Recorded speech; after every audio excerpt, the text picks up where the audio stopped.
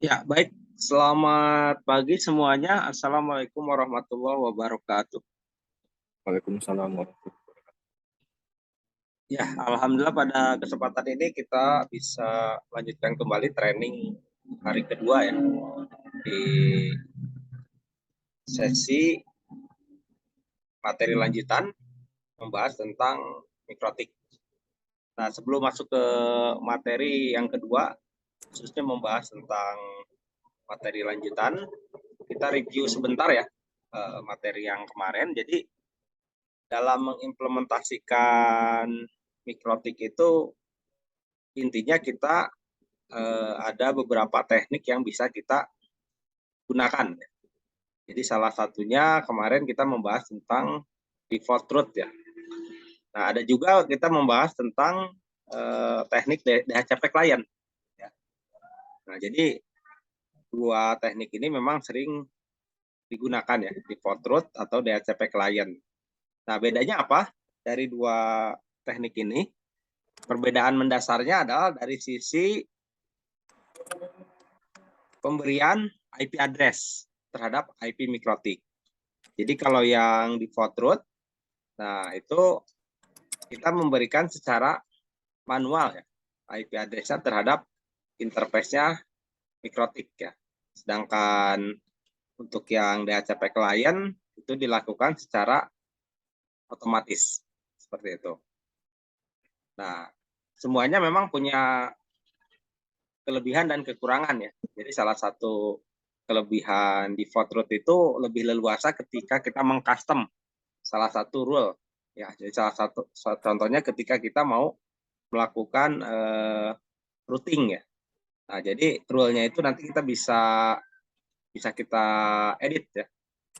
Nah, dibandingkan dengan yang DHCP client. Kalau DHCP client memang itu tidak bisa kita edit ya. Jadi itu lebih ke arah kecepatan kalau DHCP client. Nah, itu yang pertama ya. Terus yang kedua, output hasil konfigurasi dasar mikrotik intinya adalah yang pertama bisa terhubung ke internet dan klien bisa mengakses internet melewati router ya. Itu outputnya. Jadi ada dua hal. Pertama mikrotik ke internet dan klien ke internet melewati router. Dan yang ketiga pastikan mengetahui sumber internet yang digunakan dan IP address dari modem. Jadi jika menggunakan langsung router board ya intinya. Nah ini harus mengetahui IP address modemnya ya. Jadi ini sebagai nanti pintu keluar. Tapi di beberapa ISP memang langsung ngasih IP public ya. Jadi ada juga yang kalau kita berlangganan IP public static itu IP-nya itu langsung di-add di mikrotiknya. Jadi IP itu bisa di-add di mikrotik atau bisa juga berada di luar mikrotik. Ya, kelebihan IP public berada di mikrotik, kita lebih leluasa membuat rule-rule seperti VPN, kemudian port forwarding ya, dan yang lainnya. Oke, itu. Dan yang terakhir, lakukan riset mikrotik dari awal ya. Kemudian konfigurasi kembali fitur-fiturnya terutama internet gateway. Nah, jadi di sini saya mereviewnya materi tentang DHCP client ya. Jadi prakteknya sekarang saya coba review dulu tentang bagaimana konfigurasi mikrotik menggunakan fungsi yang kedua, yaitu DHCP client dari awal. Kalau kemarin kan default root ya. Nah, jadi ini materinya tentang DHCP client. Jadi DHCP client itu apa ya? DHCP client itu artinya adalah proses mikrotik melakukan request ke IP DHCP server yang ada di modem. Jadi IP DHCP servernya ini berada di modem atau berada di perangkat yang di atas mikrotik. Jadi posisi mikrotik itu berada di kedua ya. Jadi di atasnya misalnya ada modem. Nah, berbicara DHCP client, ini merupakan suatu cara yang paling efektif bisa dibilang atau paling cepat ketika kita mengkonfigurasi dasar mikrotik. Jadi salah satu contoh misalnya kita punya 10 router mikrotik ya yang di setting. Nah, dengan menggunakan feature DHCP client maka akan lebih mempersingkat waktu. Karena dengan DHCP klien itu ada 3 proses yang kita tidak perlu lakukan, ya. Jadi yang pertama itu tidak perlu memberi IP address pada mikrotik. Yang kedua tidak perlu memberikan IP root, ya. Setting IP root nggak perlu. Yang ketiga adalah tidak perlu membuat DNS. Jadi semuanya sudah dilakukan serba otomatis oleh DHCP klien. Nah, dalam mengaktifkan DHCP klien, syaratnya pastikan interface yang dipilih itu atau sumber internetnya itu aktif, ya. Dalam artian Ether satunya sudah terkoneksi ke sumber internet. Nah, di mana ketika kita setting DHCP klien, statusnya itu nanti ada bound. Jadi bound itu artinya mendapatkan IP dari DHCP server yang ada di atasnya. Nah, nanti kita akan eksplorasi lagi fungsi DHCP kliennya, ya. Di mana DHCP klien itu nanti di bagian default root-nya ada fungsi default root yes dan default root no. Nanti kita perlihatkan apa perbedaannya dari kedua fungsi ini. Nah, tadi sudah disinggung dengan DHCP klien, semua setting yang dilakukan dengan DHCP serba otomatis. Nah, berarti dia otomatis akan membuat dynamic IP address, dynamic IP root, sama DNS-nya dia dibuat dynamic atau otomatis. Oke, itu sekilas tentang penjelasan awalnya, ya. Nah, jadi goal akhirnya sebelum praktek nanti di bagian akhir ini, kita bahas dulu di sini, ya, tentang feature DHCP klien. Oke, kita langsung praktek saja, ya. Silakan untuk membuka kembali VirtualBox-nya bagi yang sudah siap, ya.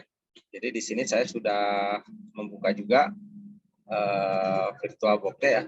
Jadi di sini, nah ini. Jadi saya akan jalankan kembali mikrotiknya. Oke, silakan. Ini kita jalankan, ya.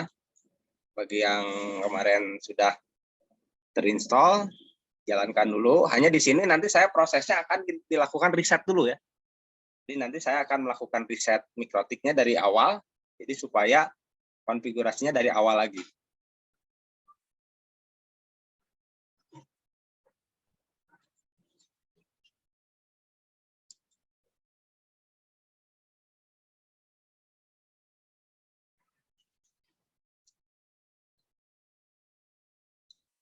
Nah, di sini saya sudah masuk, ya.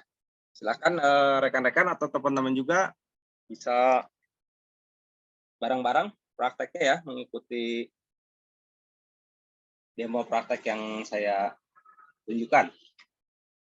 Seperti biasa, kita login dulu, ya. Ini lewat konsol, kan, nggak apa-apa.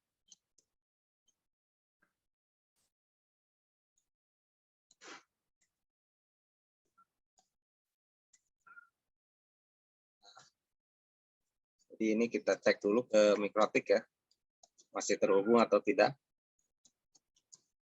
Nah, ini sudah terhubung, hanya ini saya masih menggunakan terminal. Nah, sekarang kita menggunakan Winbox saja untuk akses mikrotiknya. Jadi ini statusnya sudah running mikrotiknya, ya. Nah, biasanya yang terlewat kalau untuk memberhentikan ping seperti ini, itu tekan di keyboard itu Ctrl+C, ya. Itu ada Ctrl+C. Nah, jadi nanti otomatis akan berhenti. Sekarang kita langsung ke Winbox-nya dulu. Kita buka Winbox-nya.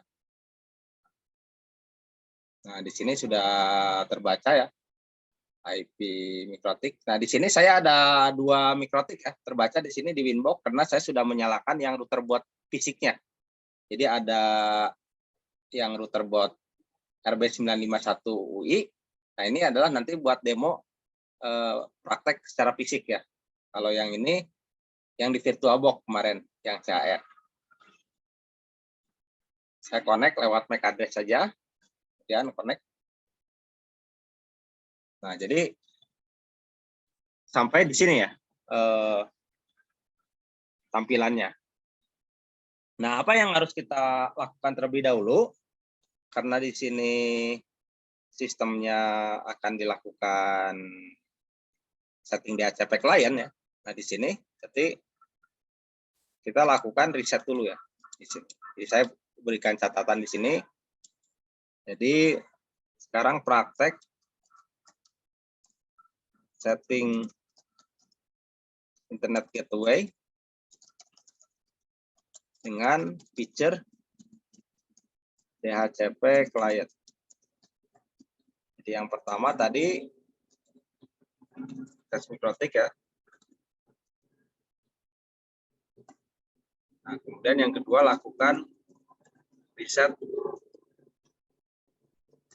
konfigurasi dari awal.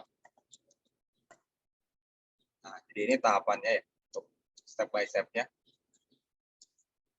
Jadi langkah pertama sudah dilakukan, sekarang masuk ke langkah kedua, lakukan riset konfigurasi dari awal. Ini ada di menu sistem, reset configuration. Jadi saya terangin juga menu-menu yang ada di reset configuration. Ya, silakan kembali lagi ke mikrotiknya. Jadi saya masuk ke langkah kedua, melakukan riset mikrotiknya. Jadi caranya tinggal masuk ke menu sistem. Nah, di sini ada reset configuration. Nah, di sini saya akan terangkan menu-menu yang ada di sini. Jadi kalau kita yang pertama di sini ya, keep user configuration di checklist, berarti ini akan menyimpan user dan password yang sebelumnya dibuat ya.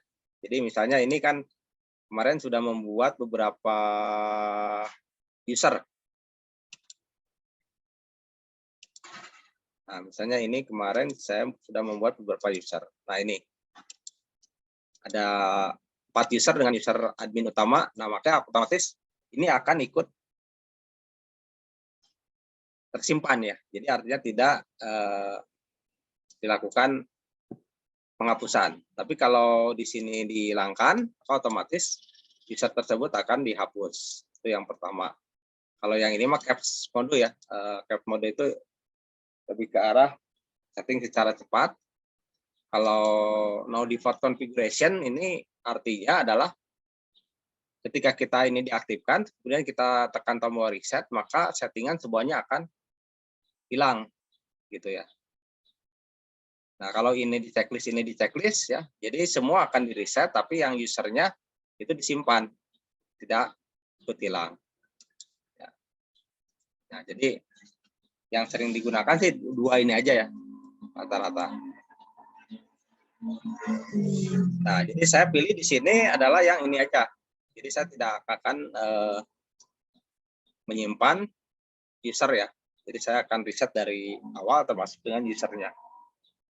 Oke, jadi ini dipilih, silakan. Kalau sudah dipilih, nanti pilih reset configuration. Nah, di sini akan muncul keterangan, do you want reset all your configuration, dan reboot ya. Kita pilih yes. Jadi nanti mikrotik akan melakukan restart dan kemudian login kembali ya. Oke.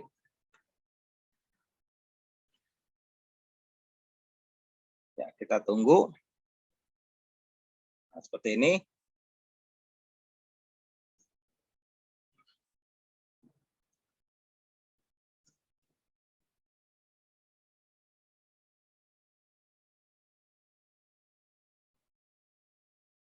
Nah, loginnya nanti akan berubah menjadi username default, user admin password kosong ya.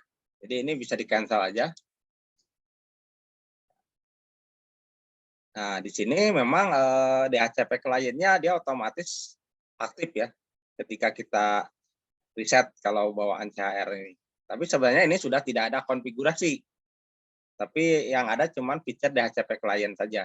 Jadi IP 192.168.1.8 ini sudah otomatis terkoneksi ketika feature DHCP kliennya itu aktif ya, kalau di CHR. Nah, ini tinggal kita pilih di sini aja ya. Loginnya menggunakan MAC address saja. Ini seperti biasa. Username-nya adalah admin. Password-nya tidak pakai password atau blank. Seperti ini. Kita lihat di menu sistem usernya ya. Nah, di sini sistem usernya sudah hilang semuanya. Karena saya sudah riset dari awal. Nah, begitupun di tempat teman-teman ya, kalau dilakukan hal yang sama seperti yang saya lakukan ya, itu pasti akan sama seperti ini. Jadi usernya tinggal admin saja default. Ya, silakan. Kalau yang mau ikut praktek boleh ya. Tapi kalau misalnya nanti menggunakan settingan yang kemarin juga tidak apa-apa ya. Jadi asumsinya ini sudah saya riset ya. Jadi ini hanya review konfigurasi dasar saja ya. Sebenarnya belum masuk ke materi inti. Sebenarnya materi inti untuk materi hari ini adalah ini firewall. Tapi ini hanya menunjukkan bagaimana fungsi DHCP client bekerja.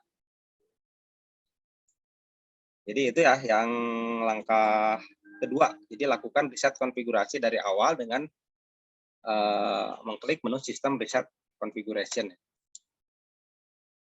Nah, yang ketiga baru aktifkan feature DHCP client di sini. Nah, ini ada di menu IP DHCP client.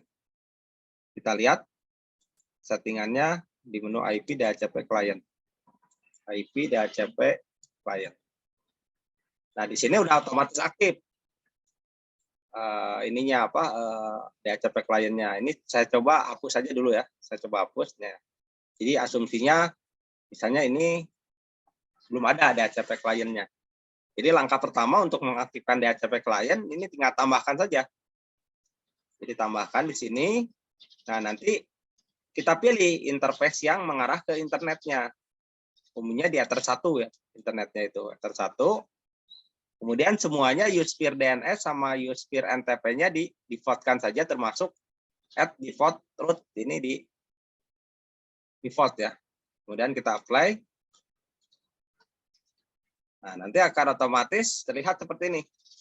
Jika di apply, statusnya bound dan mendapatkan IP-nya 192.168.1.8. Nah, IP ini didapat dari mana? Dari jaringan di atasnya atau dari DHCP server yang ada di modem. Turun ke MikroTik distribusinya. Jadi fungsi DHCP client itu artinya meminta ya, kebalikan dari DHCP server. Kalau DHCP server kan memberikan dari MikroTik ke klien, tapi kalau DHCP client itu artinya meminta ke DHCP server yang ada di atasnya. Terus kita lihat juga di menu status. Nah, di sini statusnya terlihat ya, detailnya. Jadi termasuk IP address, gateway, DHCP servernya, expire afternya, primary DNS-nya ini udah lengkap semua. Ya. Nah, jadi kembali lagi ke penjelasan di awal. Jadi ketika kita mengaktifkan DHCP client, tiga feature tidak perlu kita setting, yaitu memberi IP address, membuat root, sama setting DHCP client. Jadi ketika saya langsung ping di sini ya, misalnya saya ping ke Google. Nah, di sini udah otomatis connect. Jadi menyingkat pekerjaan sebenarnya. Kenapa bisa langsung connect? Karena semuanya dibuat secara dynamic. Jadi terlihat di sini pertama kita cek di IP address. Nah, di sini ada simbol D ya. Jadi kalau kita menemukan simbol D, itu artinya servisnya diberikan dari MikroTik itu dynamic. Ini ada keterangannya di sini. Semuanya. Dapat IP 18 ya. Itu yang pertama. Terus yang kedua kita lihat di IP root. Nah, IP root-nya juga dia akan memunculkan simbol D juga di sini. Dynamic, tapi di depannya nanti ada AS, aktif statik ya.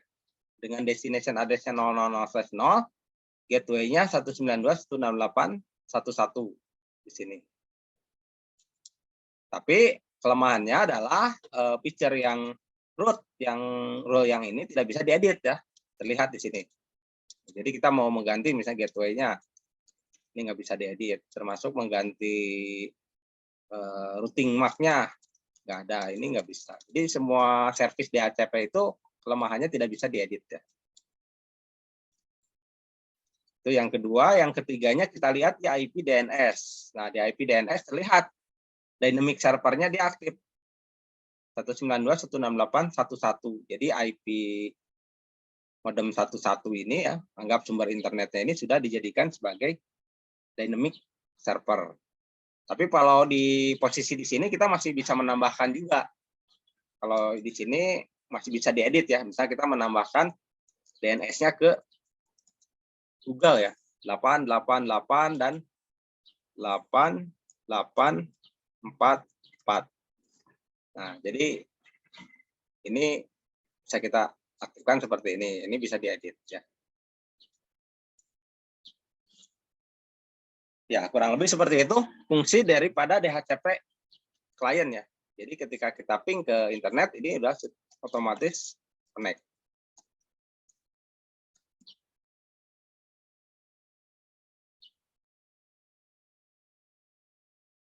Nah, pertanyaan selanjutnya mungkin timbul pertanyaan begini, bagaimana caranya supaya root yang ada di sini pengen dibuat statik.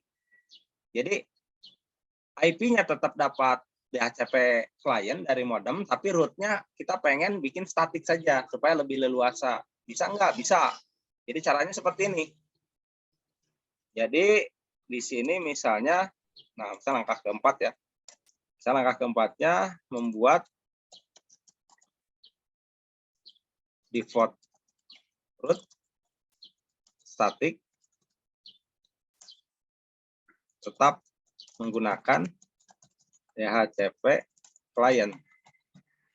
Caranya edit di bagian default root sama dengan yes, rubah menjadi sama dengan no. Nah, jadi ada di bagian default root-nya. Jadi ada di bagian di sini. Kalau mau merubah ininya jadi AS ya. Jadi jangan DAS gitu kan. Supaya ininya bisa kita edit ya. Ini. Jadi ada di menu IP DHCP client lagi, kita pilih di sini. Nah, ini kita edit. Jadi rule ini kita edit. Di sini ada add default root. Nah, di sini fungsinya. Jadi kalau kita pilih yes berarti dynamic ya, aktif, tapi kalau kita pilih di sini no akan terlihat. Kita apply. Ini udah posisinya udah no, statusnya tetap bound ya, mendapat IP address. Tapi ketika kita lihat di IP root-nya, nah ini hilang. Jadi kita harus mendefinisikan secara manual, nggak apa-apa ya, karena kita udah tahu IP gateway-nya tadi kan. Jadi kita definisikan aja new root dengan menambahkan IP 192.168.1.1.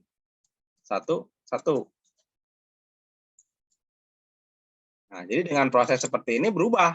Jadi posisinya jadi AS, yang tadinya DAS, karena kita membuat secara statik. Jadi mikrotiknya sudah bisa terhubung lagi ke internet, kalau seperti ini. Nah, dengan metode seperti ini kita lebih leluasa nanti mengedit ini, misalnya mengaktifkan check gateway kan. Nanti kan fungsi check gateway nanti untuk failover ya. Dan nanti belajar juga failover. Dia nanti target scope-nya kita rubah, routing mark-nya kita arahkan ke root yang mana gitu ya. Nah, ini lebih beratnya lebih leluasa ya dengan feature AS seperti itu. Nah, jadi ini adalah feature-feature DHCP client yang penting juga diketahui oleh teman-teman semuanya ya. Jadi di materi ini hanya review dulu, saya menjelaskan bagaimana setting membuat internet gateway sampai mikrotik terhubung ke internet saja. Nah, nanti untuk yang LAN-nya saya buat lagi untuk terkait dengan materi firewall. Ya, untuk materi pendahuluan mungkin demikian ya. Kita lanjutkan ke materi selanjutnya.